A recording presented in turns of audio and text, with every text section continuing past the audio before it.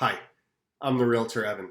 And no, I'm not in a sauna or in a log cabin in the woods.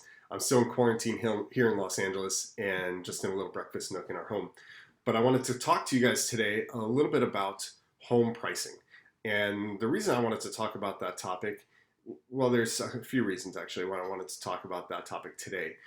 First of all, obviously, because of the whole COVID-19 situation and impending potential recession right now, everybody's worried about the market and how it's going to affect home prices. And certainly that is one topic for discussion all by itself. We're not going to get into that today, whether or not the prices are going to go up or whether they're going to go down or when is it going to happen or how is it going to happen. Again, topic for another discussion. Let's just say recession doesn't necessarily mean that housing market crashes or that the prices drop. We've seen recessions where the prices actually go up in the past. And again, I don't want to get off on a tangent. But I do want to talk about home pricing today. And we're going to talk about how the state of the market can actually affect the prices of homes that you're either looking to buy or sell. So stick around. If you like this video, please do click the like button below. And please also subscribe to the channel. It'll help give you notifications for the next time we come out with a new video. So for that, let's talk about home pricing and what it really means. So the first thing to understand is the price of a home is essentially the value of the home. The value is what the market is willing to pay for that home. So what does that mean? If I'm a buyer and I see a home that I like, and I'm willing to pay $1 million for it, then the value of that home is now $1 million. Now, others can be saying, oh, I only want to pay $800,000, or I only want to pay $750,000 or $950,000. Well, then that's the value of the home to those buyers. Now, as a seller, what you're going to want to look at is what are other buyers willing to pay for similar properties to mine that are on the market? And that's essentially how, as a seller or as an agent or as an appraiser, we get a sense of the value of a home based on what is recently sold or is under contract pending for sale for houses in that particular area that are very similar to the subject property, right? The house that we're thinking of selling right now. So if houses in that area actually sold for let's say $825,000, then that's actually going to be the value of the home as we see it from an appraisal standpoint or home estimate standpoint, as agents' appraisals are referred to as home estimates. Appraisals are actually paid for and done by an appraiser. And that is, again, another topic for discussion. Let's just say that it's much better to speak to a realtor who can do your home estimate, and they'll do it for free. Most of them, the good ones actually, will do it for free and give you a good sense as to what it is that your home is probably most likely going to sell for. What's the value of that home? The first thing that we look at are similar properties to your home, the subject property. And, we look at the number of bedrooms, we look at the number of bathrooms that you have, we look at the livable square footage, and usually the year it was built. And those parameters are going to give us a good sense as to what other properties, comparable properties, comps, that we're going to look at in order to see the value of that home. Because we want to find comps to this subject property that have recently sold or are pending for sale that can tell us if we put this house on the market today, or if I'm looking to help you buy this house on the market, what is it really worth? What are people, what are other people going to be willing to pay for it? And so that's how we're going to assess the value.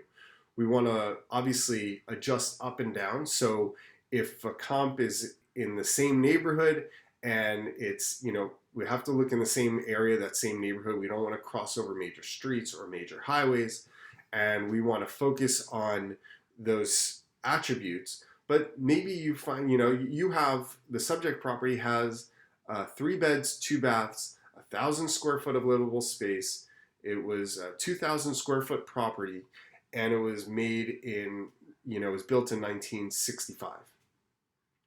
If you find comps, not every house is going to be identical, right? So you may have a 3-bedroom, 1-bath that has 1,000 square feet roughly and 2,000 square feet property and was built in 1968.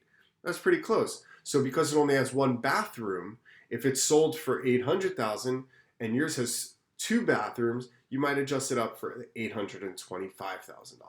Let's say both properties are 3-2s with 1,000 square feet and they were both built in 1965, like identical properties, but one of them has a pool. And so that one sold for $825,000. So you might adjust it down for the subject property to $800,000 because you don't have a pool. So that's how we're adjusting for things. I look at things in 3 levels in terms of level of quality of a home. Level 3 would be the highest for me, where it's the 2020 year built and it's brand new. It's got all the special features and maybe it has a pool or not, but in terms of the construction, it's brand new. It's modern, it's open floor plan and has all the greatest new gadgets that you can put in a home, like the new refrigerators and whatever it might be. It has central air, central heating, all that stuff. So that's a level 3. Level 2 might be good condition, right? It's been great condition, may have even been renovated in the last 10 years. And maybe it's just not up to 2020 levels, right? So it's still in great condition and you can move in and it's move-in ready, but it's still level 2, right? It's not, you might want to, even as you're coming into buying this house, you might want to improve it a little bit to get it up to that 2020 standard. And then level 1 is, as we refer to, like a total fixer. Like this one, you cannot move into this as is. You need to renovate it in some way, shape, or form. Probably gut the whole thing and redo it from start. Just keep the bones because the bones might still be good. But that's a level 1, right? And there may be things between a level 1 and a 2. There's, varying degrees, but I try to stick to those 3 levels. And looking at pictures from other comparable properties to that subject property online, I can get a sense as to whether it's in the same level or I have to adjust up or down for that level that the comp is at compared to that subject property. So that's another reason that we adjust up or down on the pricing. And that's essentially how we look at homes and how we identify what home values are going to be. Now, with this market and the way that things are shaping up, the values of homes are right now where they're at, but people might soon not be willing to pay that much because they lost some money in the market or things of that nature. So, we'll see how those home prices fluctuate. But again, topic for another time. This is how to comp a home. This is how to price out the value of a home. If you have questions about it, please do reach out to your agent. Please reach out to me. I'd be happy to handle any of your questions and talk to you offline, of course. And if you like this video, again, please hit the like button and help others to see the content, and subscribe to the channel for updates for future videos next week and the weeks after. I hope everybody is safe and healthy sitting at home and perhaps looking at Zillow and Redfin and other third-party apps that'll get you this access to this information. And again, any questions, come to me. I'm the Realtor Evan, and I'll see you next time.